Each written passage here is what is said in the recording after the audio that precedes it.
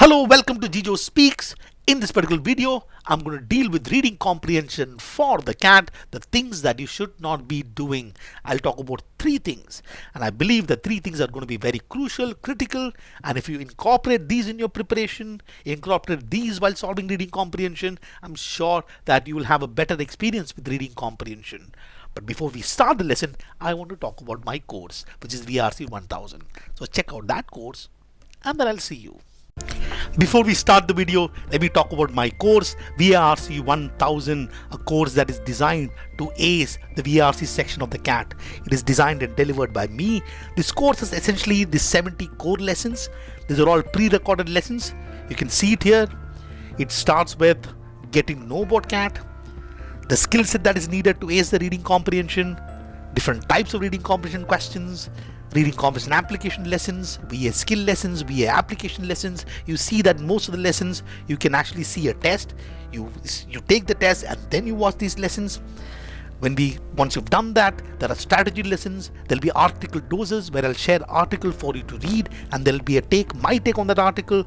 There'll be test doses, short test doses, 8 section tests, 12 live sessions, some lessons for non-CAT preparation, and there is going to be a Telegram group where you can ask me all sort of doubts and questions.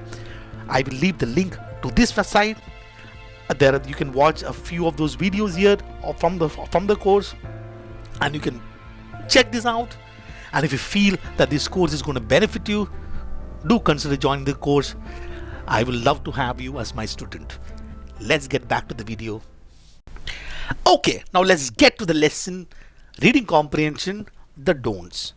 The first one is this forced time pressure. Let me explain. So you see that in the CAT VRC, you are given 40 minutes. In those 40 minutes, you've got 4 RCs with 4 questions each, which is 4 times 4, 16 questions of reading comprehension, and there are 8 verbal ability questions. Now you might decide that I would probably need, let's say, to handle these 8 verbal questions, I will probably need 1.5 minutes per question. So that is probably about 12 minutes.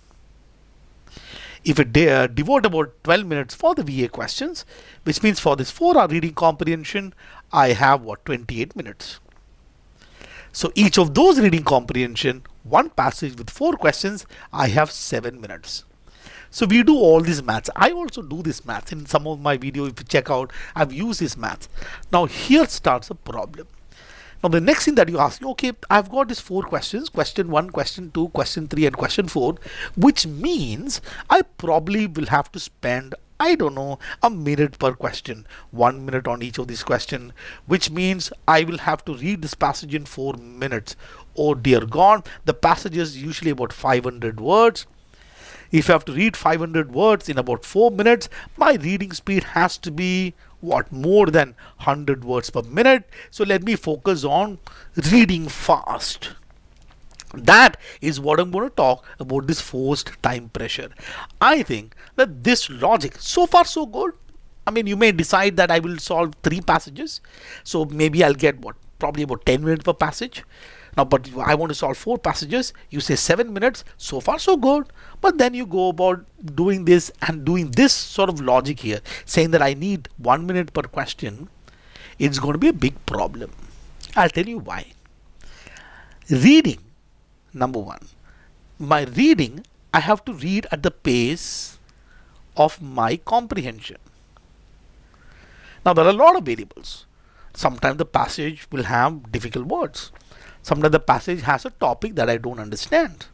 It could be a lot of different things there could be challenges. But every time I decide that I only have 4 minutes to read, I end up reading fast. I end up reading the passage in such a manner that I don't understand the passage really well. Then I go to the question, I come back, I get confused, and every time with the question I have to spend more time.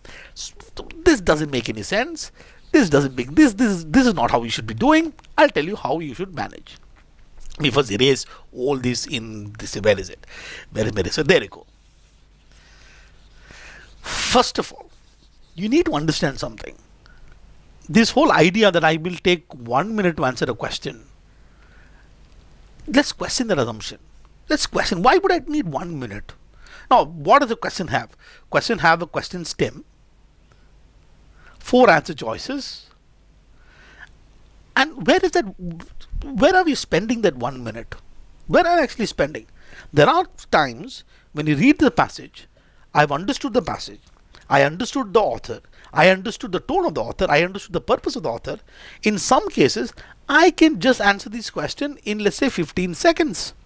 Maybe the question is sort of a main idea question, which asks me to identify the main idea of the passage. I just read this passage, I could handle that in about 15 seconds. Maybe in question number 2, let's say it's an inference question. The inference question has got 4 answer choices.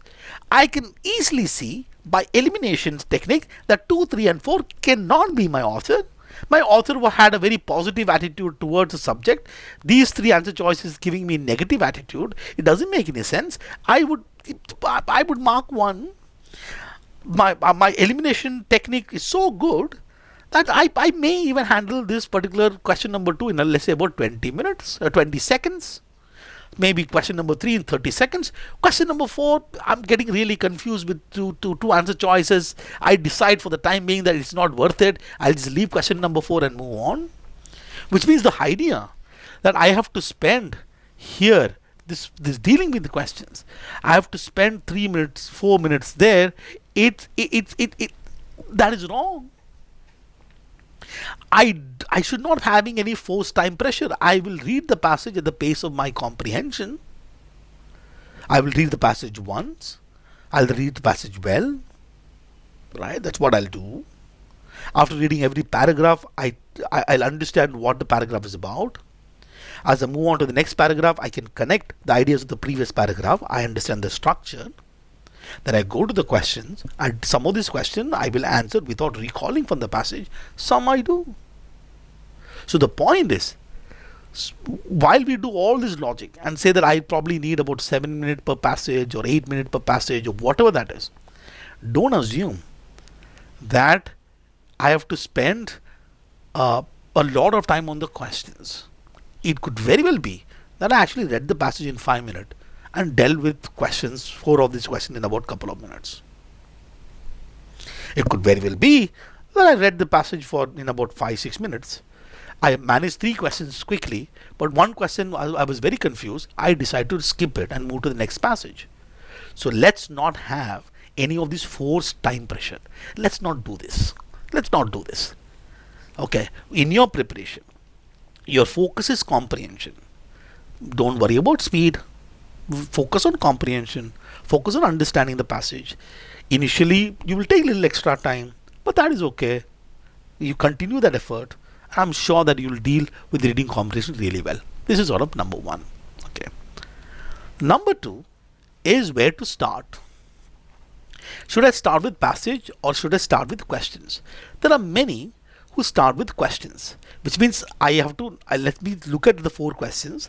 Therefore, I'll actually understand what the question is asking me to do, and then let me move to the passage, which means when I'm reading the passage, I'm keeping the questions in mind and then answering the passage. Okay, is that a good idea? It sounds very sensible, but actually it's a disastrous idea. Reading question first is a disastrous idea. Yes, I've said it. I'm going to say it again. I'm going to say it the 3rd time. It is disastrous. You should always start with the passage and not with a question. Let me explain. First of all, when you look at the CAT, you find a lot of questions which says each of the following can be inferred from the passage except. What will you do with this question? Okay, which of the following keyword sequence best describes the passage? What do you do with this question? Many cases in the CAT, you have got questions like these. You check out CAT, look at CAT 2022, 2021, 2020, you see a lot of cases where you have got questions like this. What is question telling you? Not much of information. The second is I have to remember the question and then go to the passage.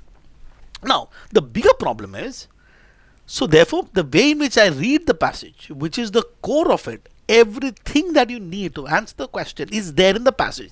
The way in which I read the passage changes every single time. Because I'm reading the passage based on what the question is asking me to do. Which means my reading style, I don't have any consistent reading style. That doesn't make any sense. Please do understand this. Your idea that you get from the passage, which is the passage is a collection of paragraphs, right? I understand the main idea of paragraph number 1. I understand the main idea of paragraph number 2, 3 and 4. I'm able to connect these ideas together and sort of get a gist of what the passage is. This should be good enough to answer most of the question. And if there is one question which is asking us a specific place to go back to the passage, I know where it is. The way in which if I read the passage first, I'll have a consistent reading style. Read the passage first and not the questions. Don't look at the questions, read the passage and then move on to the questions. It may sound very counterintuitive, but if you ask anyone who would have scored more than 99 percentile, ask anyone, they will tell you they have read the passage first.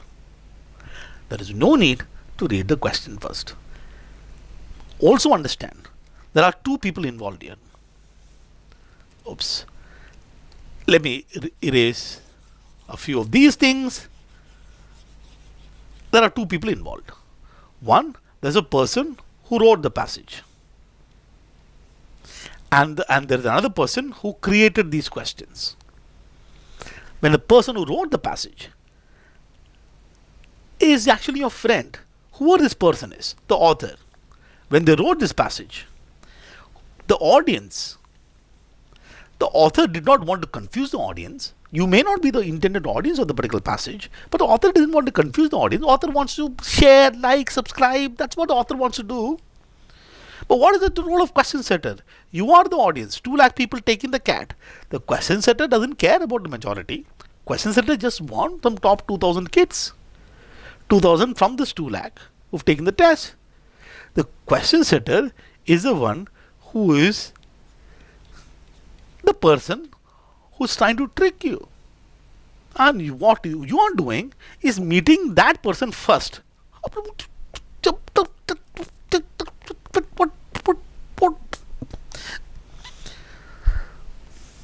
Passage first.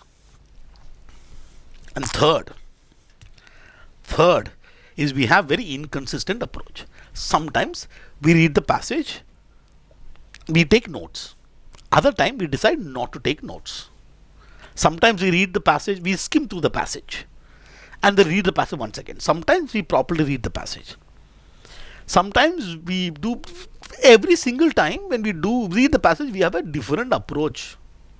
There is nothing consistent and this is absolutely dangerous. You have to do the same thing again and again and again.